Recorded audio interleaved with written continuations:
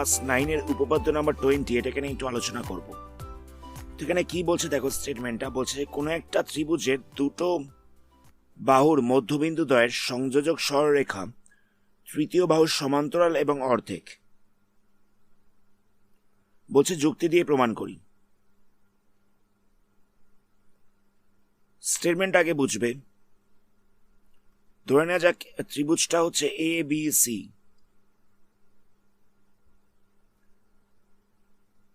তো এবি বাহুর মধ্যবিন্দু হচ্ছে ডি,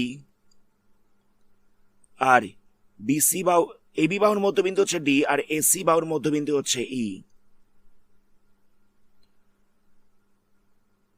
তো বলছে যে এই ডি আর ই কে যুক্ত করা হয়েছে। প্রথমে এই অংশটা ছিল না, ডি আর ই কে যুক্ত করা হয়েছে।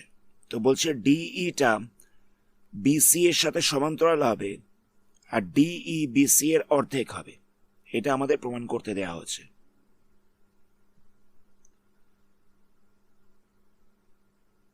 এবি এর মধ্যবিন্দু হচ্ছে ডি, এসি এর মধ্যবিন্দু হচ্ছে ই, ডিই কে যুক্ত করা হয়েছে। ডিইটা বিসি এর সাথে সমান্তরাল হবে, এটা আমাদের দেখাতে হবে, আর ডিইটা বিসি এর অর্ধেক হবে, এটা আমাদের দেখাতে হবে। তো কি করা হয়েছে তার জন্য, ডিই কে বর্ধিত করা হয়েছে। কত পর্যন্ত বাড়ানো হয়েছে? এফ পর্যন্ত।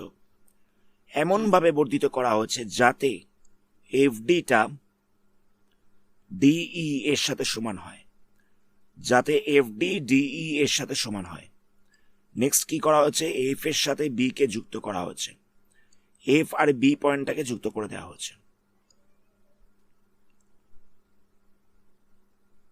তো প্রথমে আমরা এই দুখানা ত্রিভুজকে নিয়ে কাজ করছি। এখানে বলেই দিয়েছিল যে এবি এর মধ্যবিন্দু হচ্ছে ডি, এটা বলে দেওয়া ছিল প্রথমে। এবি এর মধ্যবিন্দু ডি বলে দেওয়া ছিল, তার মানে এটা কি, এই বাহুটার সাথে এই বাহুটা সমান। আবার আমি যখন ছবিটা এঁকেছি তখন ডিই এর সাথে এফডি কে সমান করে আঁকা হয়েছে। আবার দেখো এই যে কোণটা রয়েছে, এই কোণটা হচ্ছে বিপ্রতীপ কোণ। তাহলে বলা যেতে পারে দুখানা ত্রিভুজ হচ্ছে সর্বসম। কেন না, আমি দুখানা বাহু আর একটা কোণকে সমান দেখিয়ে দিয়েছি। তাহলে বলা যেতে পারে এই ত্রিভুজটা আর এই ত্রিভুজটা হচ্ছে সর্বসম। যখন দুখানা ত্রিভুজ হচ্ছে সর্বসম, তাহলে বলা যেতে পারে যে এই বাহুটার সাথে এই বাহুটা সমান হবে। যেহেতু দুটো ত্রিভুজ সর্বসম রয়েছে, তাই এই বাহুটার সাথে এই বাহুটা সমান হবে। এবার দেখো ছবিটা আঁকার সময় মানে কোশ্চেন এই স্টেটমেন্টেই দেওয়া ছিল যে এসি এর মধ্যবিন্দু হচ্ছে ই। এসি এর মধ্যবিন্দু যদি ই হয় তাহলে বলা যেতে পারে এ ই আর ই সি সমান।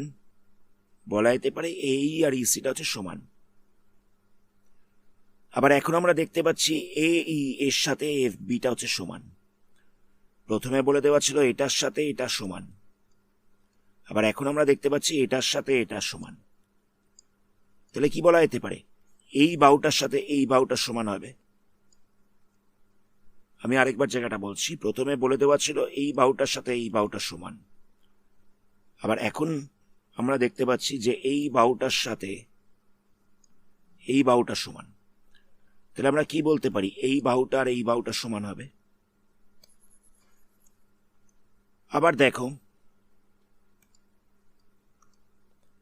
যেহেতু দুখানা ত্রিভুজ সর্বসম ছিল, মানে এই ত্রিভুজটা আর এই ত্রিভুজটা সর্বসম ছিল, তাহলে আমরা বলতে পারি যে এই কোণটার এই কোণটা সমান হচ্ছে। সর্বসম তো দুটো ত্রিভুজ। এবার দেখো দুখানা সরলরেখা আছে, একটা ছেদক আছে, এই দুটো কোণ আমরা সমান দেখতে পাচ্ছি। তো এটা কখন সম্ভব হবে, যখন এই বাহুটার সাথে এই বাহুটা সমান্তরাল হবে। তো এখানে যেহেতু এই কোণটার সাথে এই কোণটা সমান, তাহলে বলা যেতে পারে এই বাহুটার সাথে এই বাহুটা সমান্তরাল।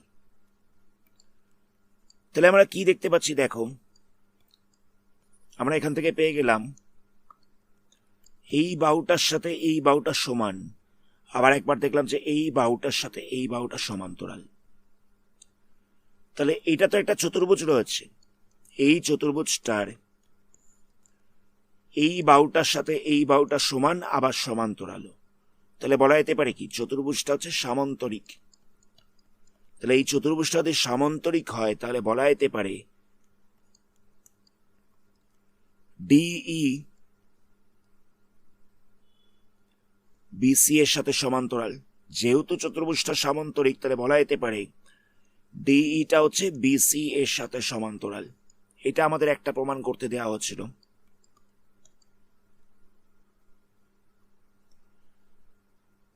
নেক্সট আবার আমাদের দেখাতে হবে যে ডিইটা বিসি এর অর্ধেক। আমরা কি করব দেখো, যেহেতু এটা একটা সামান্তরিক তাহলে বলা যেতে পারে এই বাহুটার সাথে এই বাহুটা হচ্ছে সমান, মানে এই পুরো বাহুটার সাথে এই পুরো বাহুটা হচ্ছে সমান, যেহেতু সামান্তরিক রয়েছে।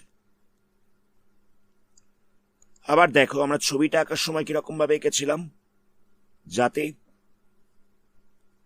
এই অংশটা আর এই অংশটা সমান হয়। কথাটা বুঝতে পারলে? আমরা ছবিটা আঁকার সময় এটা আর এটা সমান করে এঁকেছিলাম।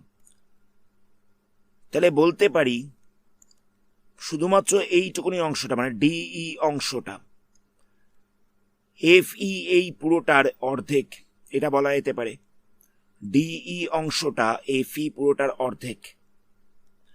আবার আমরা দেখতে পেলাম যে এই বাহুটার সাথে এই বাহুটা সমান রয়েছে। আমি আরেকবার জায়গাটাকে বলছি,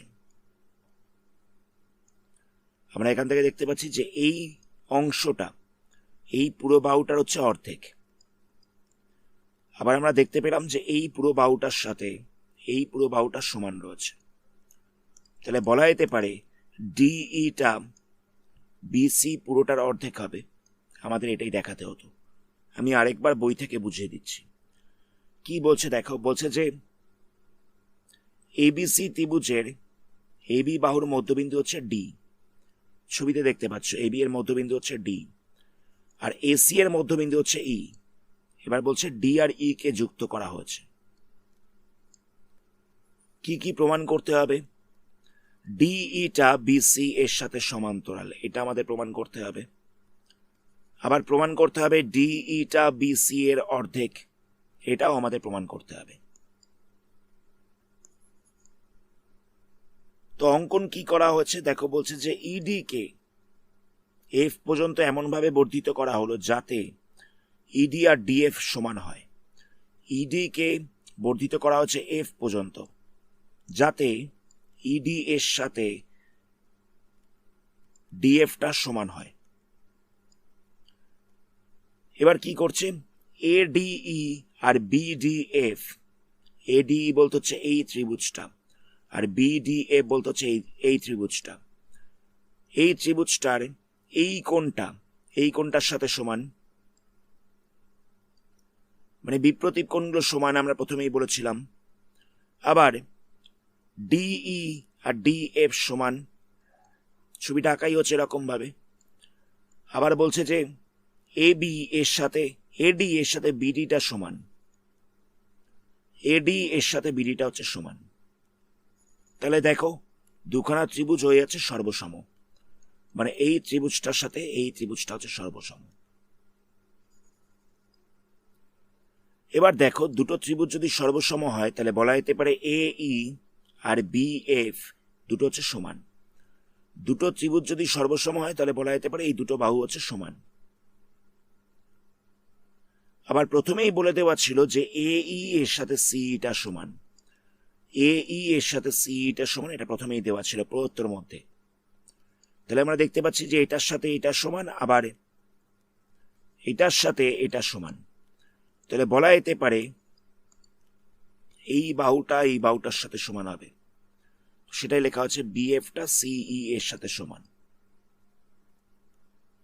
আবার দেখো ডিএই মানে হচ্ছে এই কোণটা সমান হচ্ছে ডিবিএফ এর সাথে, যেহেতু দুটো ত্রিভুজ হচ্ছে সর্বসম। তাহলে এই দুটো কোণ সমান যেহেতু, তাহলে বলা যেতে পারে এইটা আর এটা হচ্ছে সমান্তরাল। তাহলে আমরা দেখতে পাচ্ছি যে এই দুটো বাহু সমান্তরাল এবং এই দুটো বাহু সমানও।